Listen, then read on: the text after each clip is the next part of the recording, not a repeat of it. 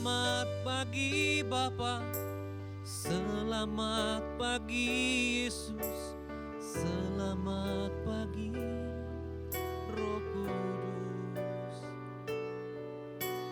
Terima kasih atas anugerah-Mu.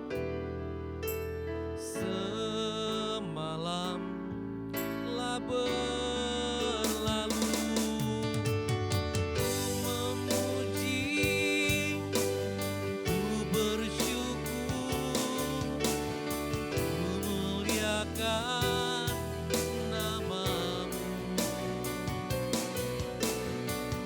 Allah Bapa, Putra, Roh Kudus, terima kasih.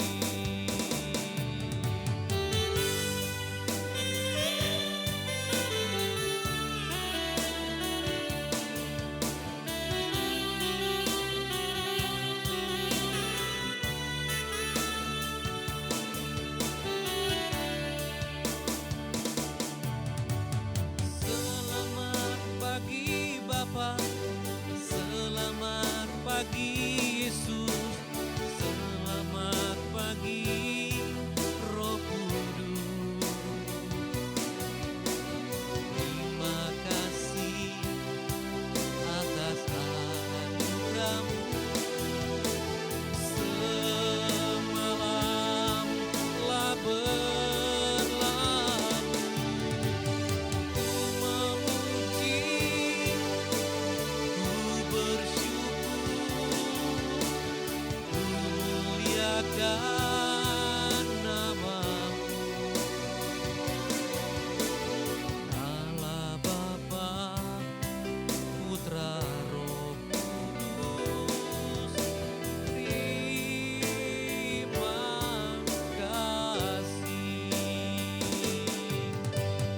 Allah Bapa, Putra, Roh Kudus, terima kasih.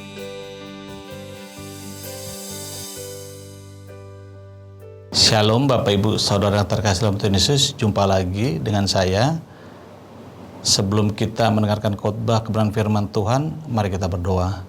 Terima kasih Tuhan Yesus yang baik, kalau pada hari ini Tuhan kami diberikan kesempatan untuk berjumpa dengan Tuhan melalui kebenaran firman-Mu Tuhan. Roh Kudus bimbing kami, baik saya menyampaikan, baik juga jemaat Tuhan yang mendengarkannya. Biarlah kami Tuhan diberikan hikmat marifat agar mengerti apa yang Tuhan maksud dalam kehidupan kami. Sekali lagi Tuhan, biarlah kami hidup dalam kebenaran firman Tuhan. Segala pujian hormat hanya bagi Tuhan Yesus. Kita yang percaya katakan amin. Bapak Ibu saudara kasih dalam Tuhan Yesus, kita akan buka Mazmur 16 ayat 8. Saya bacakan bagi kita semua. Aku senantiasa memandang kepada Tuhan, karena Ia berdiri di sebelah kananku. Aku tidak goyah, aku selalu mendapatkan Tuhan di hadapanku. Karena Dia ada di sebelah kananku, aku tak akan goyah. Nah Bapak Ibu saudara yang terkasih dalam Tuhan Yesus Kristus, topik utama yang terus ditayangkan di TV, diberitakan di media-media, bahkan juga di internet adalah pandemi COVID-19. Di mana penyakit ini adalah suatu penyakit yang belum diketemukan obatnya, bahkan bersifat acak. Kematiannya bisa mengambil nyawa orang tua, remaja, pemuda, bahkan anak-anak. Nah Bapak Ibu saudara kasih, pandemi COVID-19 ini juga membuat pemerintah dan juga rakyat menjadi repot karena harus melakukan pembatasan di berbagai sektor, sehingga menyebabkan banyak perusahaan, mal, tempat usaha yang harus tutup, bahkan tidak sedikit yang bangkrut dan di PHK. Apalagi saudara yang terkasih bahwa para ahli sekali lagi di berbagai negara, baik negara maju, negara berkembang, belum menemukan obat yang tepat. Nah, sebagai orang percaya, kita juga memiliki perasaan yang sama dengan orang dunia, yaitu cemas dan khawatir. Tapi ada perbedaan bagi kita sebagai anak-anak Tuhan, bahwa segala sesuatu yang terjadi di bumi Indonesia ini pasti dengan seizin Tuhan. Ya. Yang kedua, bahwa Tuhan pasti punya rencana yang terbaik bagi dunia, khususnya bagi anak-anak Tuhan, ya. Karena Tuhan tidak pernah meninggalkan anak-anak yang telah ditebus dengan darah yang mahal. Nah, Bapak Ibu terkasih, ada satu hal yang kita mau belajar dari Petrus dalam peristiwa Yesus berjalan di atas air, ya. Ketika murid-murid Yesus ditimpa angin sakal dan gelombang sehingga kapal mereka terombang-ambing, sehingga murid-murid Yesus termasuk Simon Petrus mengalami satu ketakutan yang luar biasa. Karena angin sakal, angin datang dari depan sehingga kapal tidak dapat bergerak, ya. Mungkin saudara, usaha saudara macet, pabrik saudara macet, pekerjaan saudara di PHK, ya, seperti halnya angin sakal. Atau mungkin saudara terombang-ambing jiwanya, atau terombang-ambing juga psikologisnya, sehingga saudara menjadi khawatir dan takut. Nah, saudara terkasih, kita bisa bayangkan bahwa Petrus tidak bisa melihat apapun jam 3 malam beserta murid-murid Yesus. Tetapi ada satu hal yang menarik, bahwa Yesus berjalan di atas air. Sehingga Petrus berkata kepada Yesus, "Engkaukah itu? Kalau engkau berjalan di atas air, biarlah aku juga berjalan," ya. Dengan harapan bahwa Petrus ingin juga seperti Tuhan Yesus bisa berjalan mengatasi masalah. Nah, Bapak Ibu terkasih, apa yang terjadi ketika Petrus berjalan menuju kepada Yesus? Tiba-tiba konsentrasi Petrus goyah. Yesus memandang kepada angin dan juga gelombang. Oleh karena itu perlahan-lahan Petrus menjadi tenggelam, ya. Karena Yesus tidak fokus lagi memandang kepada Tuhan Yesus, tetapi memandang kepada angin sakal.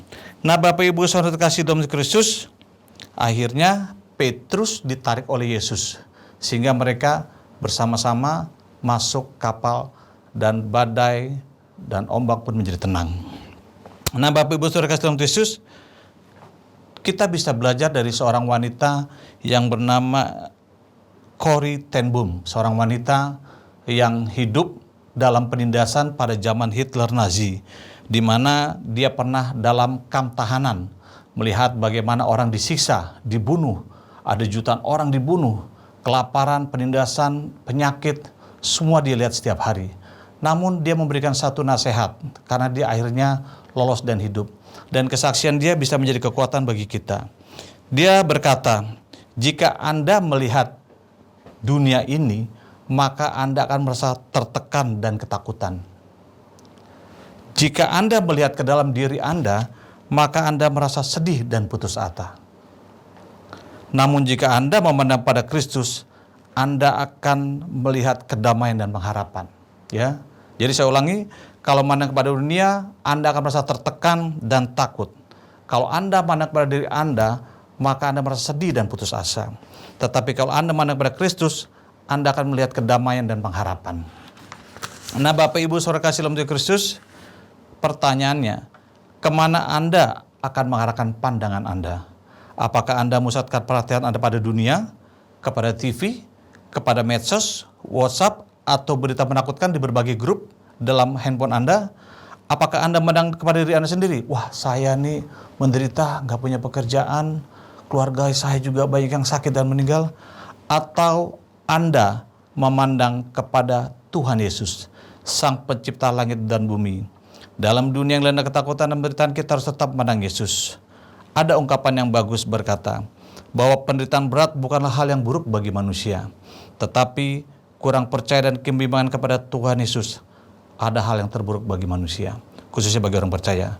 Pandanglah dan nantikanlah dengan sabar pertolongan Tuhan Yesus, maka ada pengharapan dan kedamaian serta jalan keluar.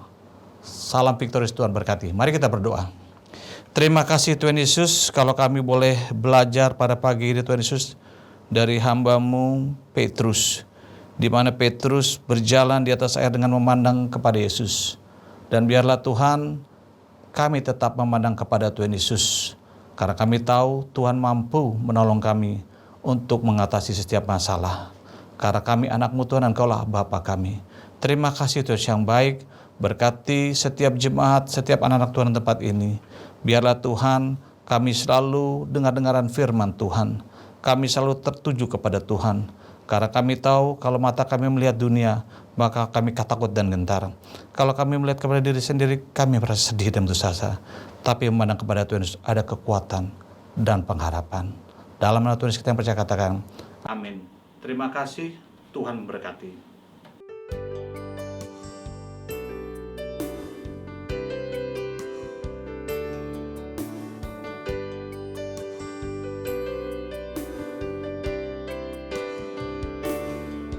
Terima kasih Tuhan untuk kasih setiamu yang ku alami dalam hidupku. Terima kasih Yesus untuk kebaikanmu sepanjang